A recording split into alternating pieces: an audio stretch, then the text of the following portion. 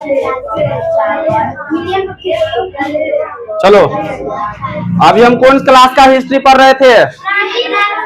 6th class ना? Class 6 chapter number 1। Chapter number क्या है फर्स्ट में? मतलब कि इतिहास में पहला चैप्टर का नाम क्या है? क्या। पहले देखो समझेंगे, इसी से पता चल जाएगा बहुत कुछ।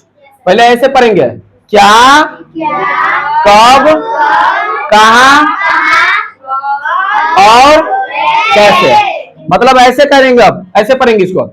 क्या हुआ, कब हुआ, कहाँ हुआ और कैसे हुआ ना। इतिहास में हम क्या बात तो पढ़ेंगे अक्सर कि क्या हुआ, कब हुआ, कहाँ हुआ और कैसे हुआ। समझ में आ गया कि नहीं आ गया? यही बात क्या। तो इस चैप्टर को हम बहुत बढ़िया से पढ़े हैं। अभी हम क्या लिखे हैं? नोट पॉइंट लिखे हैं। क्या इसको हम क्या कहते हैं अपनी भाषा में? Note point. जब भी हम नोट पॉइंट लिखेंगे तो इसका मतलब होगा ऑब्जेक्टिव पॉइंट। क्या होगा? Objective point. क्या होगा जी? Objective point. मतलब ऑब्जेक्टिव में एक क्वेश्चन सब पूछा जाएगा।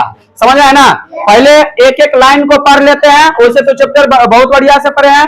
अभी हम ऑब्जेक्टिव लाइन लिख रहे हैं। फिर उसके बाद पूरा ऑब्जेक्टिव लिखाने के बाद जो भी सब्जेक्टिव आप लोग के लिए बनेगा इस चैप्टर से, उसको मैं लिखवा दूंगा। ठीक है? आप लोग बहुत ही बढ़िया सी सबको याद कर लीजिएगा, क्योंकि ये एनसीईआरटी बुक का चैप्टर है। और एनसीईआरटी बुक एक ऐसा बुक होता है जो कि जब भी आप कोई भी कंपटीशन लाइन में जाइएगा, कंपटीशन की तैयारी करने के लिए जाइएगा, तो यही बुक सब पढ़ना पड़ेगा और यही क्वेश्चन सब हो सकता है तो पूछेगा। समझ रहे हैं ना? और हो सकता क्या, बहुत पूछता ही है। समझ रहे हैं ना? चलिए स्टार्ट करते हैं। पहले कि प्राचीन, प्राचीन का मतलब पुराना ना। प्राचीन समय में लोग, क्वेश्चन आएगा देखो, प्राचीन समय में लोग कहाँ रहते थे? तो एनसीईआरटी चैप्टर नंबर 1 के अनुसार कहेंगे कि प्राचीन समय में लोग कहाँ रहते थे? नर्मदा नदी के तट पे। कहाँ रहते थे? अगला, नर्मदा नदी के तट पर रहने वाले लोग भोजन के लिए क्या क्या प्रयोग करते थे? चलिए, जड़ का प्रयोग करते थे, उसके फल का, तथा शिकार भी करते थे। मतलब कि जड़, कोई भी चीज, कोई पौधा था, समझ में ना, उसका जड़ खाते थे। क्या खाते थे? जड़। क्या खाते थे? जड़ खाते थे। अभी भी हम लोग कुछ चीज का जड़ खाते हैं, जैसे मूली, गाजर, ये सब का जड़े न खाते हैं।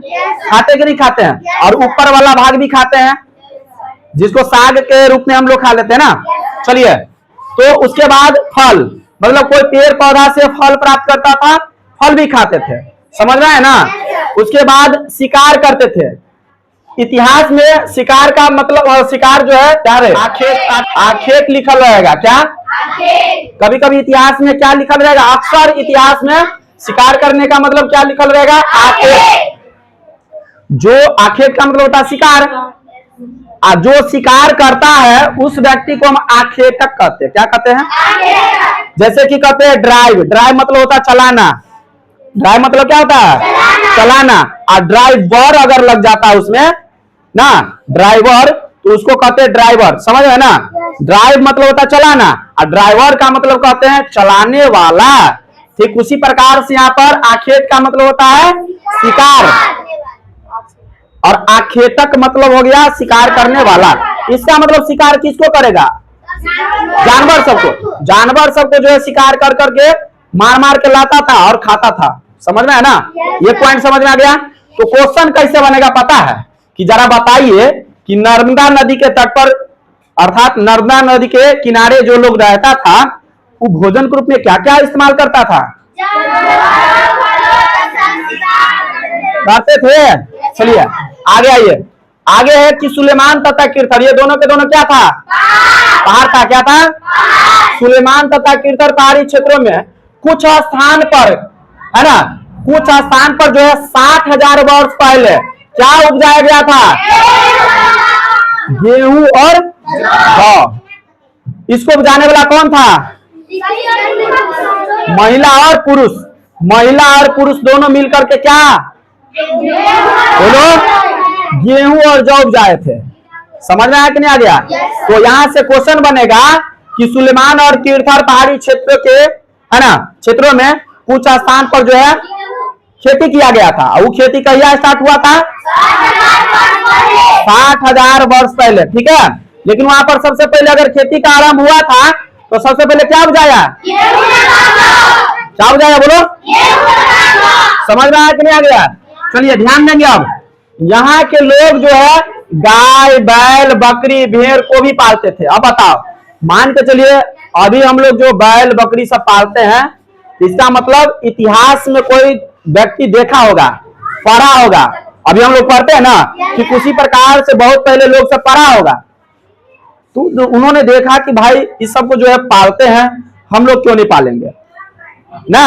तो पालते हैं तो कुछ लोग जो है इसका मांस भी खाता है, मांस मतलब खाने के रूप में भी इस्तेमाल कर लिया, और उसको बेचता है तो पैसा भी मिलता है, नहीं मिलता है? चलिए, तो क्वेश्चन ऐसे बनेगा जी कि यहाँ सुलेमान और किरथर पहाड़ी क्षेत्र में जो लोग रहता था वो सब क्या पालता था?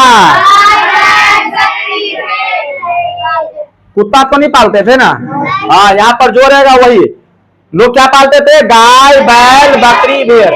देखो, गाय बैल एक ही प्रजाति जैसे लगता है ना। अब बकरी जैसा भेड़ो होता है। अब बकरी के बाल का कोई कंबल वगैरह से नहीं बनता है, लेकिन भेड़ के बाल को जो है कंबल वगैरह से बनता है, स्वेटर वगैरह से बनता है, जो बहुत गर्म होता है ना। चलिए आगे पढ़ते हैं। यहाँ के लोग जो है गांव में रहते थे। कहाँ रहते थे? अब क्वेश्चन आएगा कैसे, तो ऐसे सुलेमान और किरथर पहाड़ी क्षेत्र के, है ना, कुछ जगहों पर जो है लोग सब रहता था ना, अपना घर बना करके। तो लोग कहाँ रहता था? शहर था कि गांव था? शहर था कि गांव था? चलिए बहुत बढ़िया, आगे आ जाओ। अब कह रहा है कि उत्तर पूरब, है ना, उत्तर और पूरब, समझ में ना। उत्तर पूरब में क्या था? गारो तथा मध्य भारत में के बीच में क्या था? विंध्य पहाड़ी क्षेत्र था। मतलब उत्तर पूरब में गारो तथा मध्य भारत में क्या था? विंध्य पहाड़ी क्षेत्र था। समझ में आ गया कि नहीं आ गया? एक चीज यहाँ पर बता दे रहे हैं, थोड़ा शॉर्ट में ध्यान दे दो। अगर दिशा हो जाए तो ऐसे है, कभी भी दिशा को ऐसे बांट लो, और ऊपर वाला को क्या कहते हैं? उत्तर, नीचे वाले को, इधर वाले को क्या कहते हैं? इधर वाले को। तो बताइएगा, यहाँ पर उत्तर पूरब लिखल है, तो उत्तर किधर है और पूरब किधर है? क्या ना। तो इस वाले बीच के स्थान को क्या कहेंगे पता है? उत्तर पूरब, इसी को कहते हैं। बतिया समझ में आया? तो इस वाले क्षेत्र को क्या कहेंगे बता? पश्चिम उत्तर। क्या? पश्चिम उत्तर या पश्चिम उत्तर कहेंगे, यानी कि उत्तर पश्चिम या पश्चिम उत्तर। क्या? पश्चिम उत्तर। बतिया समझ में आया? बतिया मतलब बात होता है, समझ में आया ना।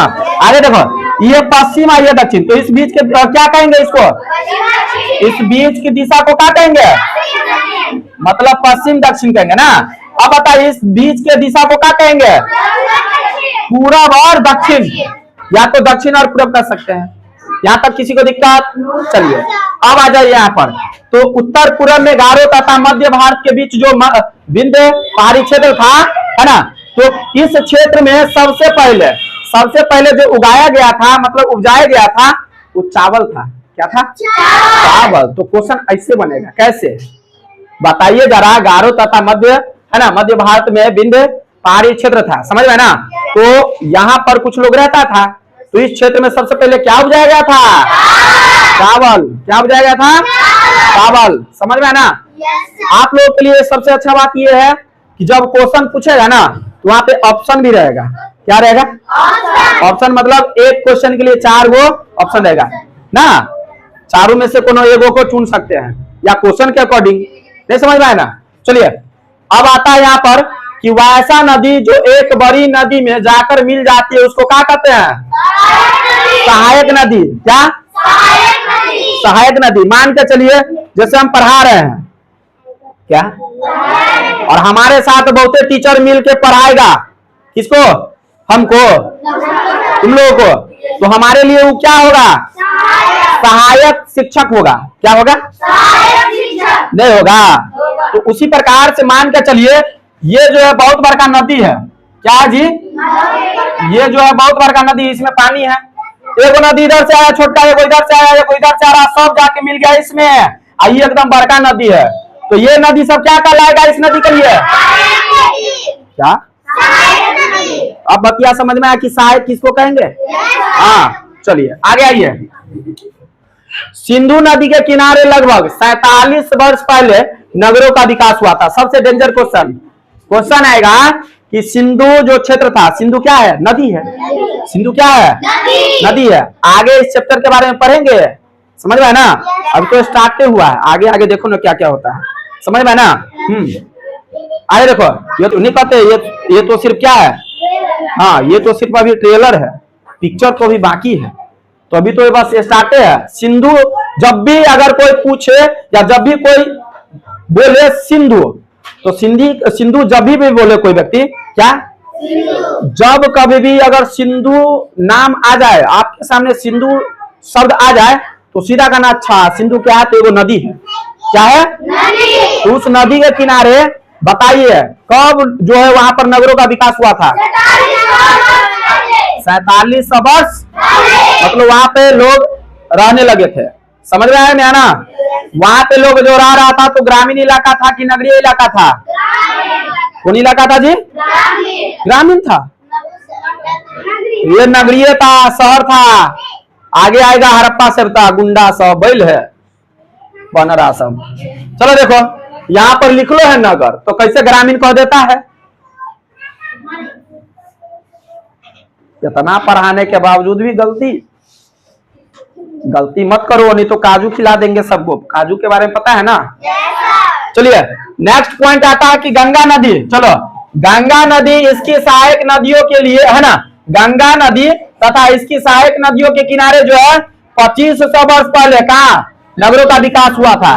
इसका मतलब अब गंगा नदी और गंगा नदी का जो सहायक नदी है, क्या जी? सहायक नदी। गंगा नदी और गंगा नदी के सहायक नदी, उस किनारे जो है नगरों का विकास हुआ था। कब?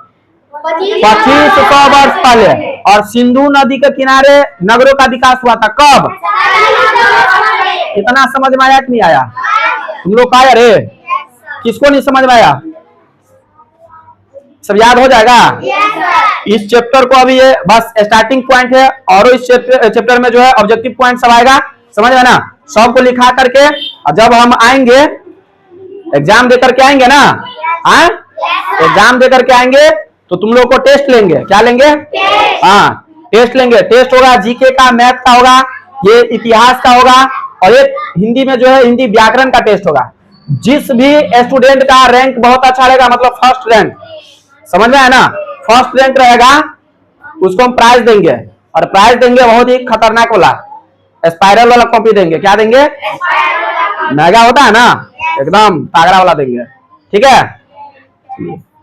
किसी दिन पूछेंगे तो जवाब मिलेगा ना?